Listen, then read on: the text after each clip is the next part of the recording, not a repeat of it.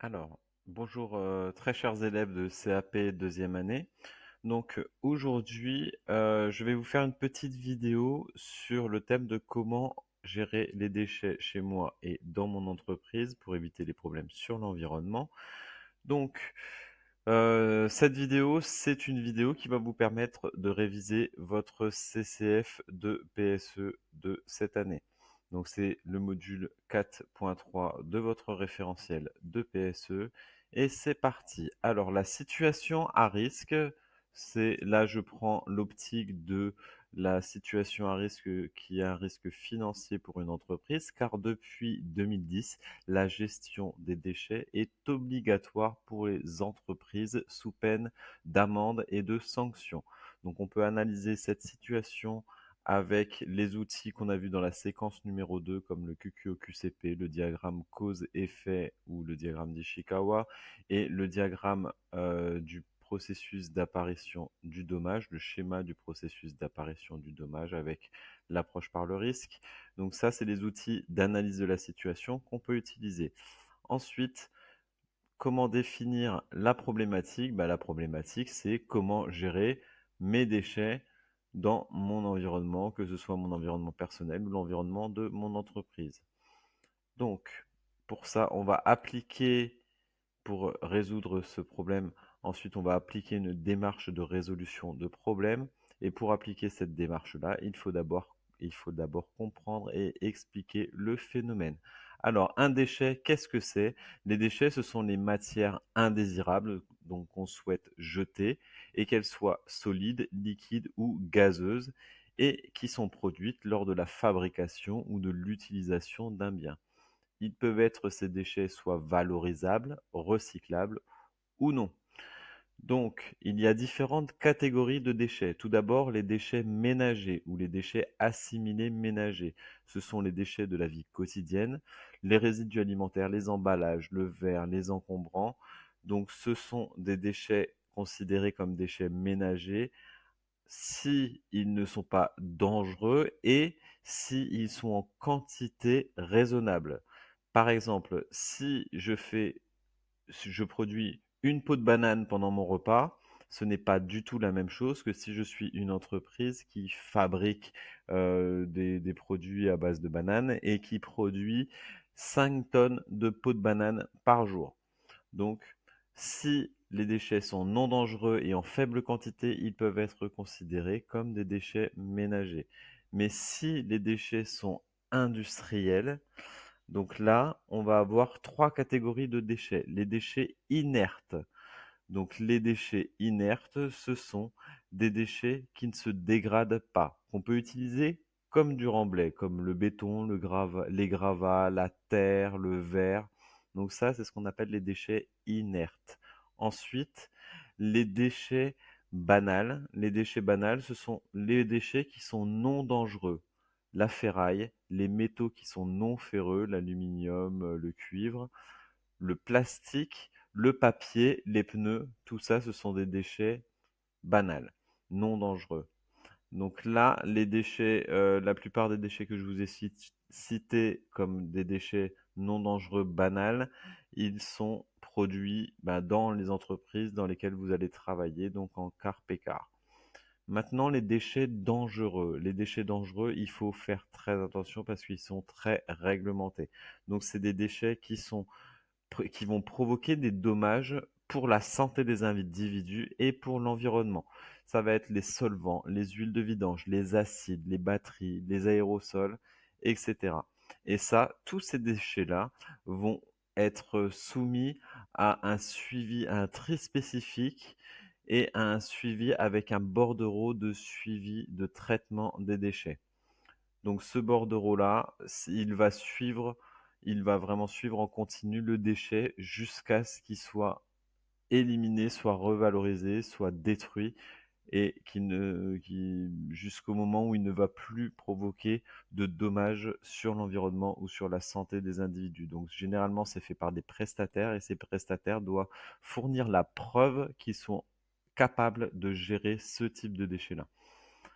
Donc, maintenant, on va voir l'impact de la production des déchets sur l'environnement. Alors, les types de déchets, il y a des déchets chimiques, physiques et biologiques. Donc, les déchets chimiques comme les huiles, les pesticides, les solvants, les acides. Quelle action ça va avoir? Ça va avoir une toxicité, donc ça va être toxique, donc néfaste sur les êtres vivants. Ça va les tuer ou ça va les rendre très malades. Ensuite, les conséquences sur l'environnement. Donc, il peut y avoir une destruction de la faune et de la flore. Donc, la faune, les animaux, la flore, les végétaux et une pollution des ressources naturelles, une pollution des eaux, notamment les rivières et les mers, et une pollution et des nappes phréatiques aussi, et une pollution des sols. Bah, c'est un peu comme ce qu'on a vu à Capesterre avec le chlordécone. Maintenant, deuxième grande famille de déchets, les déchets physiques.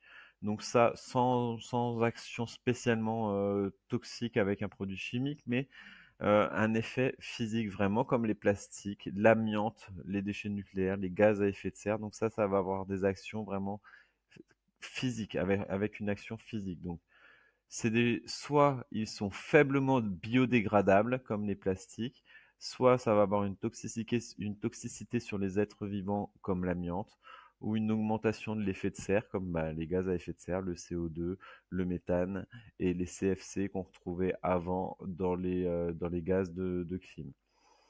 Ensuite, les conséquences sur l'environnement. Donc, les déchets qui sont non biodégradables, il va y avoir une pollution visuelle et une pollution à long terme de l'environnement, une destruction de la faune et de la flore et un réchauffement climatique pour les gaz à effet de serre.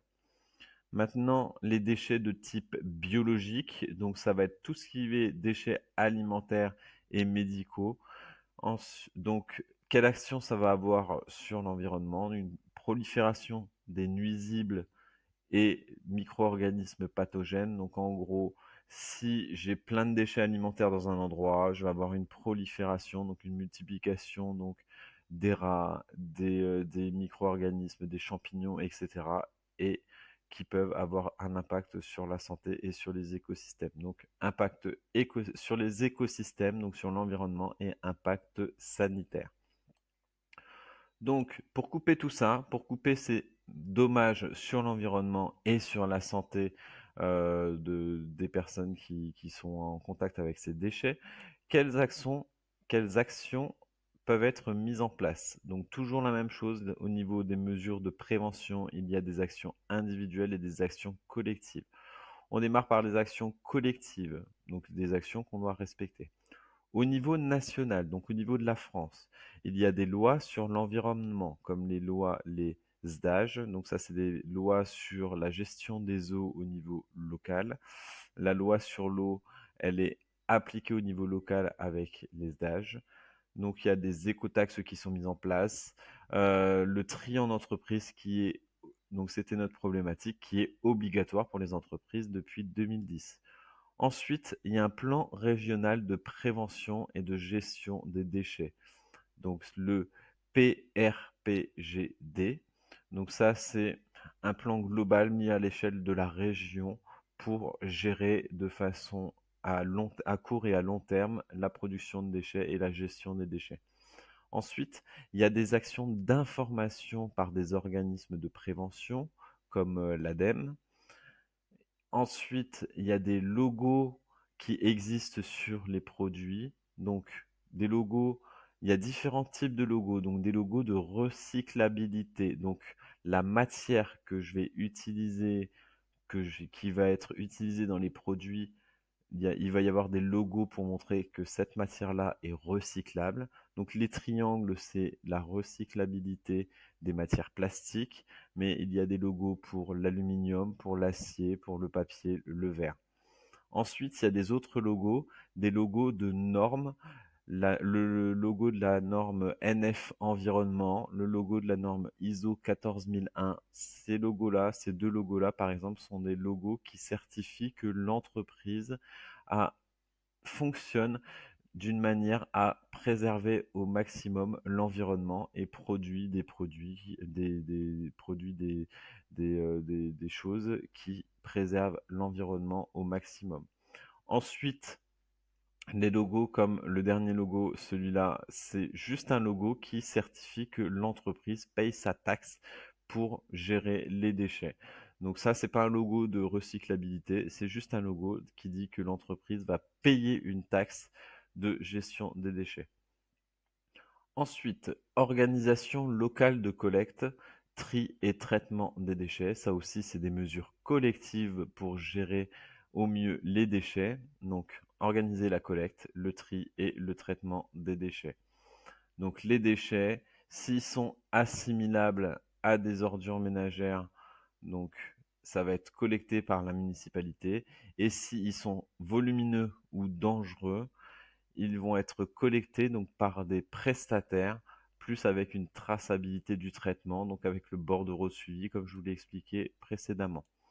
Donc au niveau d'une entreprise maintenant, quelles sont les mesures collectives dans mon entreprise qui permettent de gérer au mieux mon impact environnemental avec mes déchets. Donc l'éco-conception de produits à faible impact environnemental. Ça veut dire quoi? Ça veut dire que quand on va penser la création d'un produit, on va penser en fonction de son cycle de vie global et quels vont être les effets et la production de déchets à court terme et à long terme jusqu'à la fin de l'utilisation du produit par le consommateur final.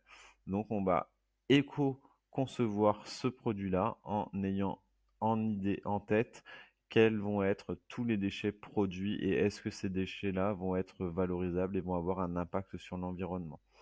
Ensuite, procédure de réduction de production des déchets. Donc, dans une entreprise, on peut avoir des procédures ou des méthodes d'organisation qui vont réduire la production de déchets par rapport aux achats, par exemple.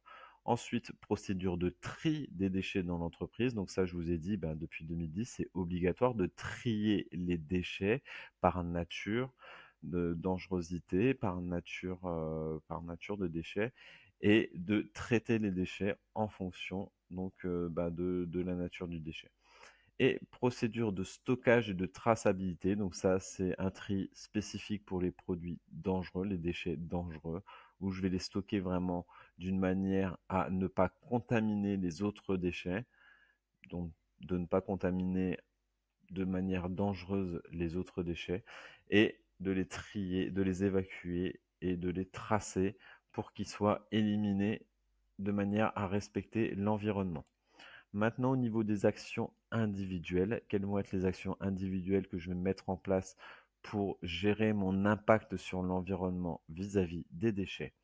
Alors, consommer éco-responsable, donc avoir un mode de consommation et en réfléchissant quel va être mon impact sur l'environnement. Donc, acheter localement. Si j'achète localement, je vais avoir moins d'emballage, moins de transport, donc moins de CO2 produits et donc moins d'impact sur l'effet de serre et sur le déséquilibre de l'effet de serre et l'augmentation de l'effet de serre. Ensuite, j'achète localement, je réduis le gaspillage. Si je gaspille moins, bien sûr, je vais avoir moins besoin d'acheter et donc je vais avoir moins de production de déchets plastiques, des emballages, etc. Limiter les achats inutiles, réparer si possible et maintenir en état mes équipements. Si je peux faire des réparations, je vais produire moins de déchets que si j'achète un nouvel équipement dès la moindre panne. Et dernière action que je vais pouvoir mettre en place, se former aux produits nocifs pour l'environnement. Donc il y a des formations comme les formations Certifito qui permettent de mieux connaître l'impact des produits phytosanitaires sur l'environnement et donc de mieux gérer l'utilisation des produits. Maintenant, utiliser éco-responsable. Donc, qu'est-ce que je peux faire dans l'utilisation dans mes actions donc, pour avoir une attitude éco-responsable, donc respecter les dosages conseillés. Si je dois utiliser des produits toxiques, je ne vais pas surdoser. Ça va servir à rien au niveau de l'efficacité et ça va provoquer plus de production de déchets et plus de dommages sur l'environnement parce que je vais utiliser plus de produits. Ensuite, trier les déchets dans des bornes de recyclage ou de déchetterie. Donc, mais que ce soit mes emballages de produits chimiques et de produits dangereux, je peux les trier soit dans mon entreprise ou soit à la déchetterie. Respecter les consignes de recyclage données sur les fiches de données de sécurité des produits achetés. Donc sur les produits qui sont recyclables, il y a des consignes de recyclabilité, donc des consignes de tri que je vais devoir respecter pour réduire l'impact sur l'environnement.